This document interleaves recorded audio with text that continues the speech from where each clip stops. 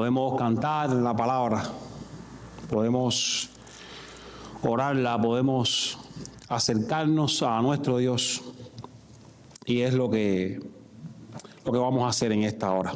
Así es que quiero comenzar con una ilustración, y dice que se cuenta el caso de una familia en Hungría que después de que los comunistas tomaron allí el poder, al padre le dieron la oportunidad de declararse a favor del nuevo gobierno, pero él valientemente rehusó hacerlo.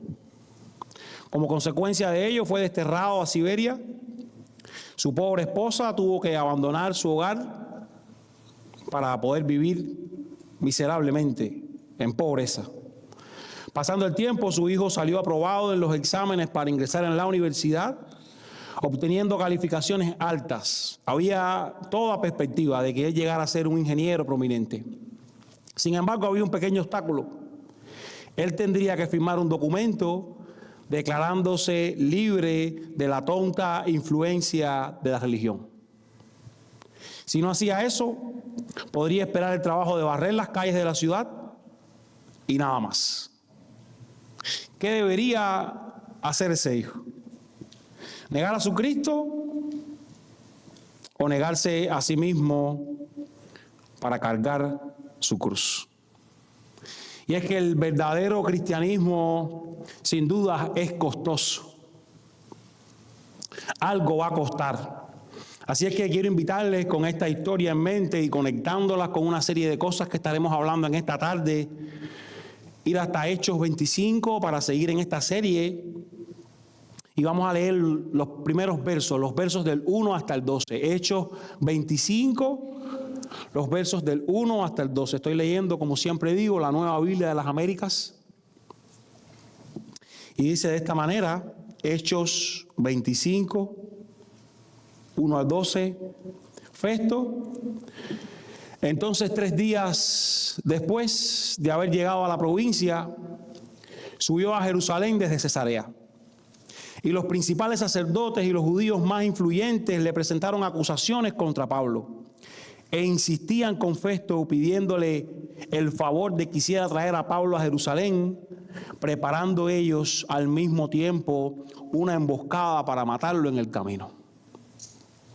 Pero Festo respondió que Pablo estaba bajo custodia en Cesarea y que en breve él mismo saldría para allá. Por tanto dijo que los más influyentes de ustedes vayan allá conmigo, y si hay algo malo en el hombre, que lo acusen. Después de haberse quedado no más de 8 o 10 días entre ellos, descendió a Cesarea y al día siguiente se sentó en el tribunal y ordenó que trajeran a Pablo. Cuando esto llegó, los rodearon los judíos que habían descendido de Jerusalén, presentando contra él muchas y graves acusaciones que no podían probar. Mientras Pablo decía en defensa propia: no he cometido ningún delito, ni contra la ley de los judíos, ni contra el templo, ni contra César. Pero Festo, queriendo hacer un favor a los judíos, respondió a Pablo y dijo: ¿estás dispuesto a subir a Jerusalén y a ser juzgado delante de mí por estas acusaciones? Entonces Pablo respondió: ante el tribunal de César estoy, que es donde debo ser juzgado. Ningún agravio he hecho a los judíos, como también usted muy bien sabe. Si soy pues un malhechor y he hecho algo digno de muerte, no rehúso morir. Pero si ninguna de esas cosas de que estos me acusan es verdad, nadie puede entregarme a ellos. Apelo a César. Verso 12. Entonces Festo, habiendo deliberado con el consejo, respondió: a César has apelado, a César irás. Y debemos recordar nosotros que Pablo había dicho acerca de él que sería un instrumento escogido para llevar el nombre del Señor en presencia de reyes. Desde 9:15 nosotros tenemos esta declaración. Pablo, en Hechos 9:15, sería escogido para ser un instrumento que estaría en presencia de los reyes. Un tiempo atrás, en el 23:11, leímos hace solo unos domingos, él había recibido ánimo para testificar de la misma manera que lo había hecho en Jerusalén, ahora en Roma. Y recientemente, lo que leímos la semana anterior, Félix le ha dejado preso por 2 años y ocurriendo un cambio de gobierno, ahora Festo llega al poder, que es lo que tenemos en el verso 27 del capítulo 24 que terminamos la semana anterior. Ahora entonces hemos leído en estos primeros 12 versos del capítulo 25 una gran hostilidad contra Pablo, pero aún así, con todas las acusaciones, con todos los intentos, con toda esta hostilidad, aún así, Pablo no deja de cumplir su misión. Y es que la hostilidad del mundo contra el creyente será esperada siempre, pero este ha de cumplir con su misión. Es un aviso, está claro, hostilidad del mundo vamos a recibir. Hostilidad del mundo han recibido los cristianos en todas las épocas. Pero nosotros hemos sido llamados aún en medio de esa hostilidad a cumplir con nuestra misión. Y hemos nosotros de cumplir con esa misión a pesar de las, número 1, persistentes y malvadas intenciones de este mundo en hacernos daños. Esto era una verdad para Pablo, esto era una verdad para nosotros. Y ahora miramos los versos del 1 al 5 y nos preguntamos, ¿qué ha pasado aquí en estos versos? ¿Qué está pasando? Como les dije, hay una transición de poder que la relata el verso 27 del capítulo 24. Félix sale, Festo entra, y lo primero que hace Festo al ser instalado en el poder es bien pronto, incluso Lucas lo señala allí, Festo entonces, 3 días después de haber llegado a la provincia, solo 3 días, él va a Jerusalén. Bien rápido. Él es bien diferente a Félix. Félix solía posponer los asuntos, pero con urgencia está intentando establecer una relación con los judíos para mantener la paz. Bien rápido. Él no lo prolonga. Él ataca el problema. Ahora, nosotros vemos a Festo llegar allí a Jerusalén. Verso 1. ¿Y qué hacen? Verso 2. Rápidamente los judíos que estaban allí. Ellos no perdieron tiempo ninguno. Verso 2. ¿Y qué comenzaron a hacer? Comenzaron a presentar acusaciones. Y acusaciones, amado, no por gusto. Es una palabra que usted la va a ver repetida en estos 12 versos 1 vez, 2 veces, 3 veces, 4 veces. Acusaciones injustificadas. Y ellos comienzan a acusar a Pablo insistentemente. No perdieron tiempo. Esta es la idea. Están diciéndole, tienes que traerlo, tienes que traerlo. A lo que Festo responde, vayan conmigo allá, yo salgo unos días para allá, y algunos de ustedes, los más influyentes, vayan y allá lo acusan. ¿Por qué tenían ellos tanta persistencia en juzgar a Pablo, en acusarlo, en traerlo? Nosotros sabemos que le querían matar. No querían simplemente acusarle, no querían simplemente ponerle en descrédito. ¿Por qué tanta persistencia de esta gente? ¿Por qué incluso esto pasó en aquel momento, pero ha pasado en cada generación? En esta generación también el enemigo es persistente en acusarnos, en hacernos daño. ¿Por qué? Porque la lucha es contra un mismo enemigo, el mismo de aquellos, el mismo de estos tiempos, con el mismo deseo a través de los años, hacer daño.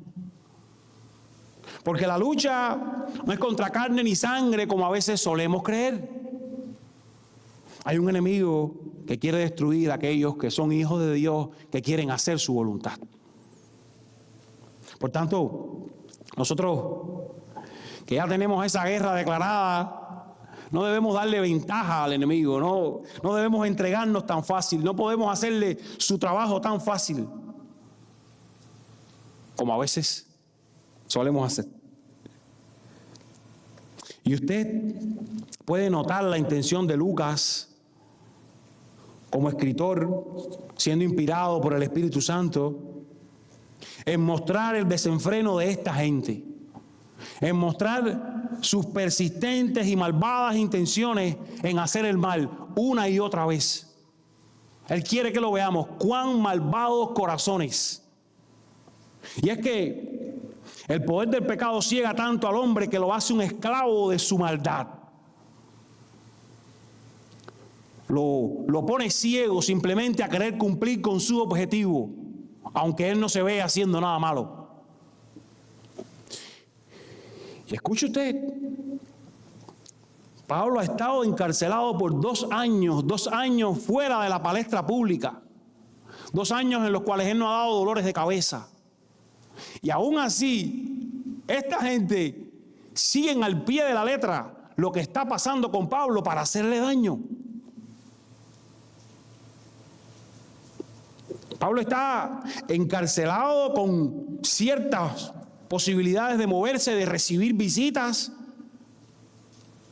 Y aún esta gente guarda todo ese odio en su interior que el pecado les hace vivir. Cegados, esclavos de él. Está tan vivo este odio como si los acontecimientos que ocurrieron con Pablo y ellos hubieran sido ayer. Pero han pasado 2 años y aún ellos siguen en el mismo canal, en la misma idea. Están tan atados a su concupiscencia que incluso en el verso 7 nos dice que estas acusaciones que ellos estaban trayendo no podían ser probadas, algo contra ley, y aún así ellos las estaban trayendo. Es una cosa absurda que un judío que además conocía la ley hiciera esto. Está presentando acusaciones pero no tiene cómo probarlas, está presentando acusaciones pero no tiene testigos. Pero ellos están tan ciegos, están tan esclavizados a su pecado que esto es lo que hacen. Esto luego es lo que Pablo enseña en Romanos 6, del 6 al 18. Donde dice, ¿no saben ustedes que cuando se presentan como esclavos a alguien para obedecerle, son esclavos de aquel a quien obedecen? Ya sea del pecado para muerte o de la obediencia para justicia. Dice 17.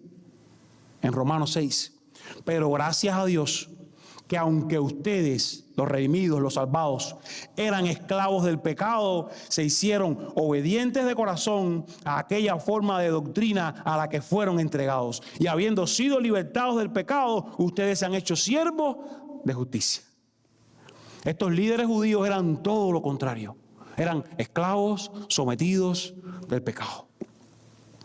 Este mundo en el que nosotros vivimos es prisionero de sus deseos que son contrarios a la verdad. A veces ustedes les escuchan decir, no, yo soy libre, pero no pueden parar de beber. Yo soy libre, pero no pueden parar de adulterar. Yo soy libre, pero no pueden parar de vivir las vidas que están viviendo. Son esclavos míseros de sus pecados. Y una vez más, su inclinación es al mal, al mal, al mal. No pueden detener sus malos deseos. No pueden controlar sus emociones porque necesitan un cambio de naturaleza. Por eso cuando yo veo a un cristiano, y tengo que decir entre comillas porque a veces dudo, prisionero de este mundo y sus cosas, me pregunto, ¿será cristiano? Cuando veo a un cristiano en las mismas actitudes que estos judíos presentes aquí, hacer el mal, persistentes en hacer lo que está malo. O me pregunto, ¿es tan pequeño? ¿Es tan débil en la fe que necesita someterse más y más al señorío de Cristo? Amados, número 2. El cristiano ha de cumplir su misión en medio de la hostilidad, a pesar de muchas y graves acusaciones infundadas, sin fundamento, sin razón que reciba. Aquí Pablo ha sido traído al tribunal de Festo. Este era un marco legal que presidía al gobernador como juez y como jurado a la misma vez. Él emitía un juicio sobre lo que estaba pasando. Y allí estaba Pablo, usted lo puede leer en estos versos ahora del 6 hasta el 9, rodeado por todos aquellos judíos como una oveja entre lobos, siendo inculpado de muchas acusaciones. La Biblia lo señala, dice, graves acusaciones. Lo que decían contra él no era una simple murmuración. Se magnifica la acusación que contra él se realizaba. Y tenemos que recalcar aquí algo que decía hace unos segundos, y es que el proceso judicial romano requería testigos y pruebas demostrables de cualquier acusación. Y la falta de fundamento en las acusaciones que se mostraban contra Pablo ya demostraba que era inocente. Simplemente. Una estrategia similar, si usted quiere hacer conexiones bíblicas ahora, la acusaron con Jesús. Con acusaciones sin fundamento, siempre han querido matar a los mensajeros de Dios. Esto dijo Jesús cuando lloró sobre Jerusalén. Jerusalén, Jerusalén, que apedreas y matas a tus profetas. Esto están haciendo ahora con Pablo. Esto hicieron con Jesús. Y miren cuán bajo llegó a caer esta generación de líderes religiosos de la religión de la época, que Juan 19, 14 y 15 nos dice con respecto a lo que había pasado con Jesús. Y era el día, Juan 19, 14 y 15 para quienes anotan, y era el día de la preparación para la Pascua. Era como las 6 de la mañana y Pilato dijo a los judíos: aquí está su rey. Ellos dijeron: fuera, crucifícalo. Pilato le responde: ¿he de crucificar a su rey? Los principales sacerdotes respondieron: no tenemos más rey que el César. Así que entonces Pilato los entregó a ellos para que fuera circuncidado. Y usted puede leer este texto y pasarle por encima así, pero para que un judío diga: no tengo más rey que el César, tiene que estar tan corrompido, porque más bien su lema era: el único Dios que tenemos es Yahvé. Y aquí esta gente se ha despojado de su identidad tan solo para hacer el mal.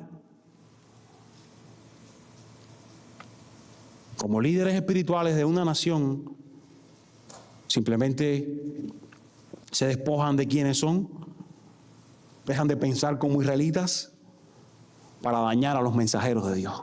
Con Jesús, con Pablo, hasta ahí va el deseo de hacer el mal.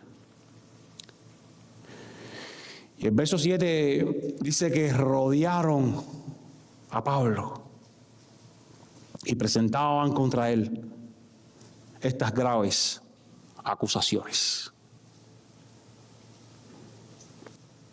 Como mismo suele pasar hoy con muchos de nosotros. Pero escuche, todos tendremos que dar cuenta a Dios un día.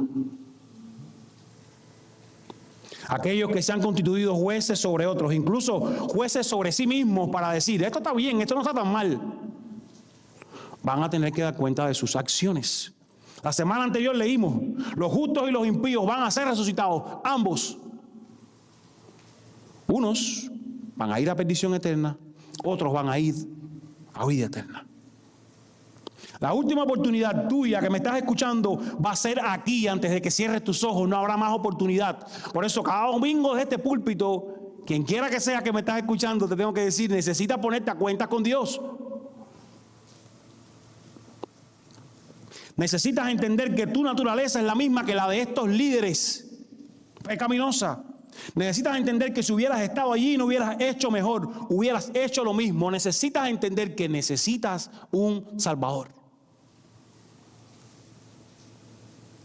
Esa es la única manera de que tú llegues ante el juez que está sobre todo y él diga: usted puede entrar. No por sus méritos. Usted ha sido como ellos, tan malvado como ellos, pero sí por los méritos de Cristo Jesús. Y esto es algo que con simplemente creerlo en el corazón: Dios, tú eres tan grande, tú eres tan santo, tú eres tan puro y te has dignado a entregar a tu Hijo para salvar al pecador. Es tan glorioso que el hombre necesita decir: no hay nada más que yo pueda hacer por el resto de mi vida que arrepentirme, que creer en esa obra y esperar a que me lleve a tu hogar. Y mire usted el contexto de esta acusación, porque ellos son varios, como la semana anterior, ellos eran varios y hasta llegaron con un abogado, escuche usted. Pero Pablo estaba solo. A pesar de toda esta hostilidad. Y mire usted el contraste tan grande. Ellos han albergado un odio en sus corazones por todos estos años que aún siguen haciendo la maldad. Pero ¿cómo responde Pablo? Mire usted en el verso 8. Cuán serenamente, cuán equilibradamente. No he cometido ningún delito ni contra la ley de los judíos, lo que le acusaban de sectarismo, ni contra el templo, que le acusaban de sacrilegio por haber traído un griego al templo, ni contra César, lo cual era sedición. Pero Pablo responde, yo no he cometido ningún delito. Solo eso tengo que decirles.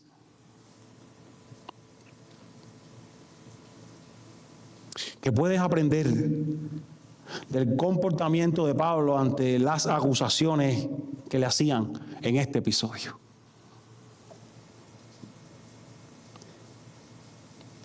Y mire,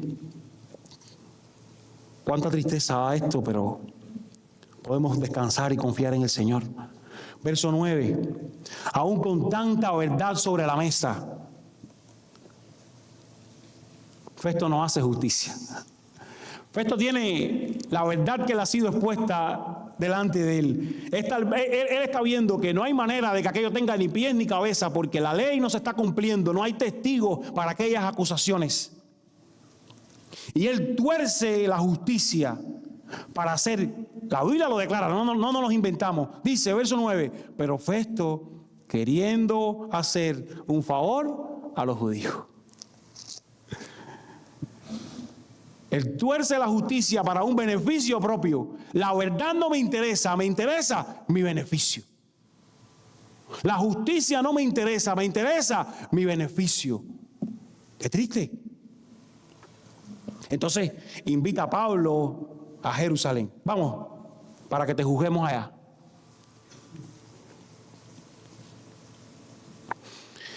Y es que a Festo no le interesa la justicia, él quiere simplemente quedar bien con estos judíos, él quiere lograr la paz, él quiere la estabilidad en su gobierno y no le interesa nada más. Él quiere ganar el favor de estos hombres atropellando la justicia. Y si usted mira a su alrededor, este es el mundo en el que vivimos.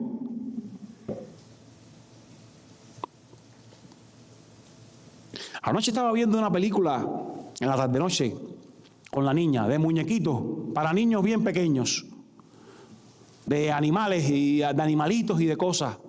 Animalita que quería ser cantante, un animalito que no sé cuánto. Y en medio de los diálogos que estaban teniendo los animalitos,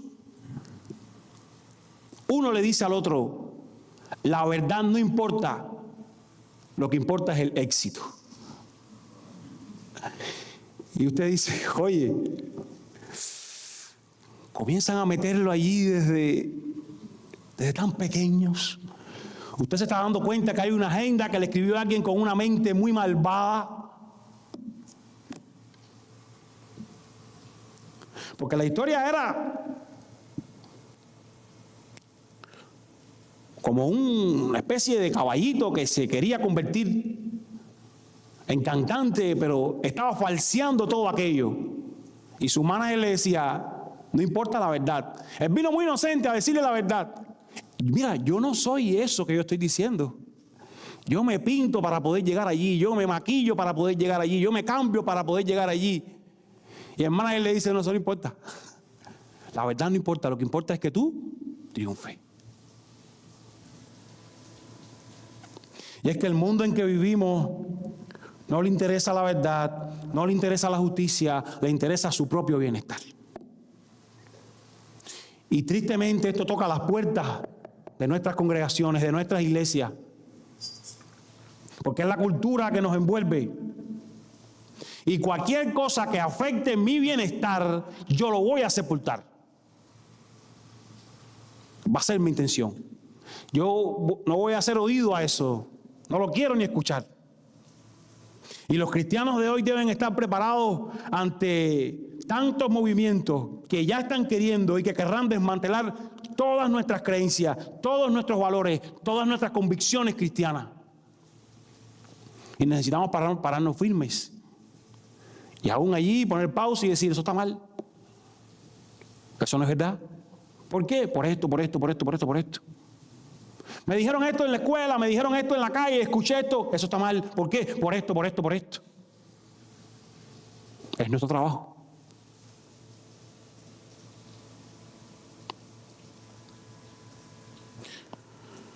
Usted creerá y defenderá estar en lo cierto y aún así no se le hará justicia. O te vas a desgastar tanto por esta cultura que te sumarás a la parte de aquellos que hacen también lo malo. Y serás uno más de aquellos. Una de dos. O se para firme, anclado en las Escrituras, o esa ola de injusticia que solo busca su bienestar, su deseo, te aplastará. Pregunta para pensar: ¿de qué manera el bienestar propio tuyo triunfa sobre lo que es correcto? En ocasiones, tristemente. ¿De qué manera ese bienestar propio triunfa sobre lo que está a tu alrededor, sobre lo que está en tu propia vida?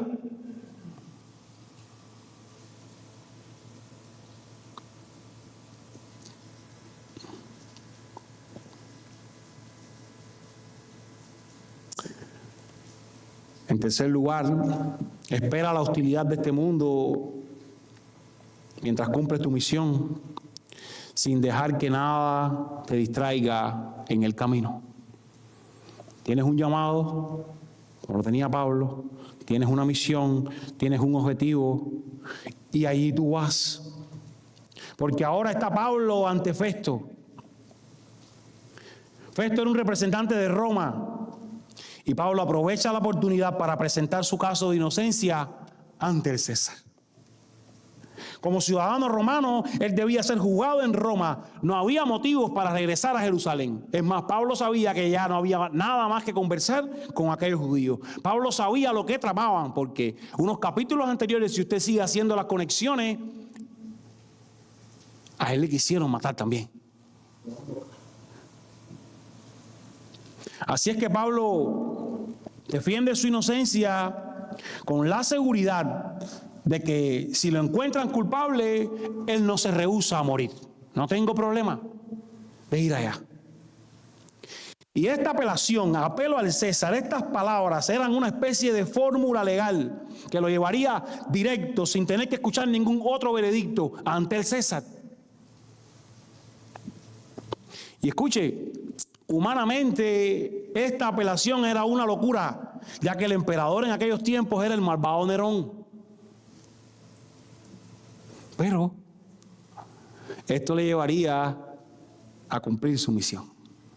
Pablo, tú vas a ir a Roma y vas a testificar en Roma como mismo lo hiciste en Jerusalén. Y Pablo no está diciendo, déjame esconderme de esta, déjame irme con los judíos que voy a estar más salvo. Él dice, aquí está mi boleto a Roma. For free. Amados, tenemos que recordar que Pablo estaba dispuesto a morir por el Evangelio. Usted recuerda en el capítulo 21, 13, los hermanos están llorando, los hermanos están diciendo, no vayas a Jerusalén. Y él está diciendo, yo estoy dispuesto no solo a ser atado, sino a morir por el Señor. Pablo no está intentando evadir la muerte. Pablo no está intentando mostrar su inocencia para ser librado. Su objetivo es resaltar la pureza del carácter cristiano ante los gobernantes. Su objetivo es mostrar la grandeza del Evangelio, cumplir con su misión y que aquellos oponentes se vean desarmados ante la confesión que él tiene y ante lo portador que él es de esa confesión. Su objetivo es defender la fe, mostrar que los creyentes no solo tienen una palabra, sino una vida que respalda esa palabra. Y nosotros debemos aprender de este ejemplo. Debemos nosotros mostrar la integridad de nuestra vida, no solo con palabras, sino con acciones mientras vivimos. No para obtener el beneficio de ello, sino para preservar la pureza del Evangelio. Porque incluso a veces las intenciones de nuestro corazón cuando decimos defender el Evangelio es yo quedar como un mártir. Y tampoco esa es la idea. Ser tú exaltado, tú quedar grande, tú quedar que cumpliste con tu misión. Esta es la idea que nos vende este mundo, donde todos quieren ser el campeón. Donde todos quieren verse allí levantando la medalla, tocando la campana. Pero esa no es la intención de Pablo. Pablo quiere preservar la pureza de ese evangelio y decir donde no había sido escuchado. Por otro lado, Dios tenía la intención de que Pablo se presentara en Roma ante gobernantes, ante reyes, como habíamos visto, para proclamar las excelencias de Cristo.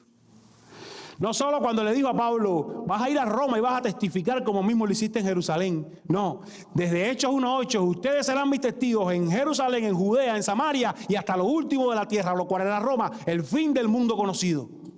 Desde allá. Y lo tiene en la mente Pablo, y lo tiene en la mente cada discípulo, y lo tiene que tener en la mente cada discípulo en esta generación. Tengo una misión, tengo un objetivo. Las palabras de al César irás muestran ese cumplimiento de que a Roma llegaría el Evangelio. Es un alivio al oído de Pablo, voy a cumplir con mi misión. Y Pablo sabe que toca ir a Roma. Así es que en los siguientes capítulos que veremos por los siguientes domingos, producto de esto, vemos a Pablo testificar ante un rey. Vemos a Pablo mostrar la luz de Cristo a una tripulación de un barco que está navegando hacia Roma. Vemos a Pablo que está obrando poderosos milagros ante los habitantes de una isla. Lo estaremos viendo. Y vemos a Pablo alentando a los discípulos en Roma. Tanto es así que con su presencia allí, discípulos allí crecieron. Eso dice una de las cartas. Los discípulos que están en la casa del César te saludan. ¿Cómo llegaron a haber discípulos en la casa del César? Por un hombre con una misión que dijo, ahí voy. Y cada uno de estos eventos sucedieron porque Dios tenía su mano sobre Pablo, con un objetivo, con una intención. La narración restante, los versos del 11 hasta el 12, nos demuestran esto. Cada giro de nuestra vida está bajo el control soberano de Dios. Cada giro, cada detalle, el que menos te imaginas.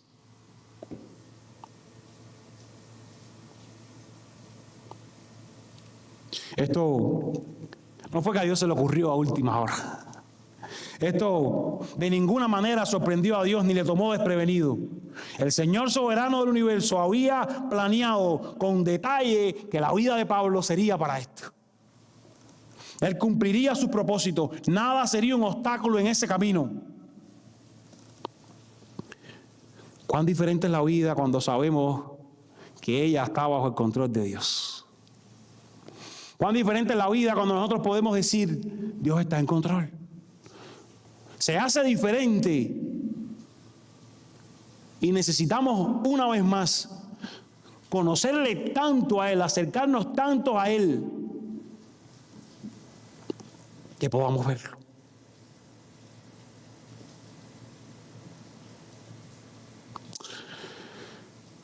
Amado, casi terminando, la hostilidad del mundo contra el creyente es esperada, está avisada, pero este ha de cumplir su misión.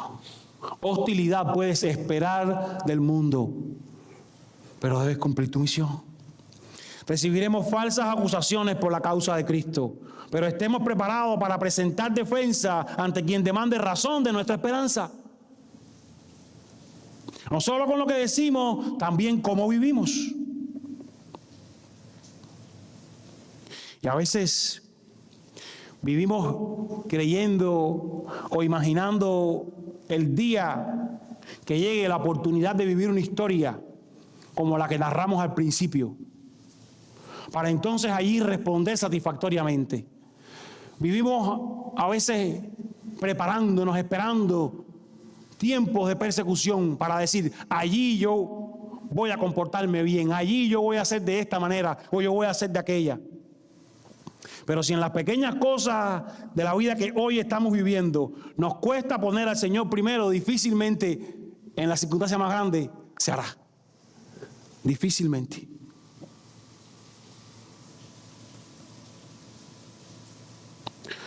José fue acusado falsamente, usted conoce la historia, y su fin fue cárcel. Daniel fue acusado falsamente y su fin fue un foso de leones. Esteban fue acusado falsamente y su fin fue apedreado. Jesús fue acusado falsamente y su fin fue la cruz. Toda esta gente en esta tierra de los vivientes pagó el precio, pero en el cielo tienen el veredicto del juez divino a su favor. ¡Aleluya! En este estaba enfocado Pablo. Tengo una misión. Cumplamos su misión ahora, aquí, aún con el vendaval de acusaciones que nos acechan. Mantengámonos firmes, cumpliendo su misión.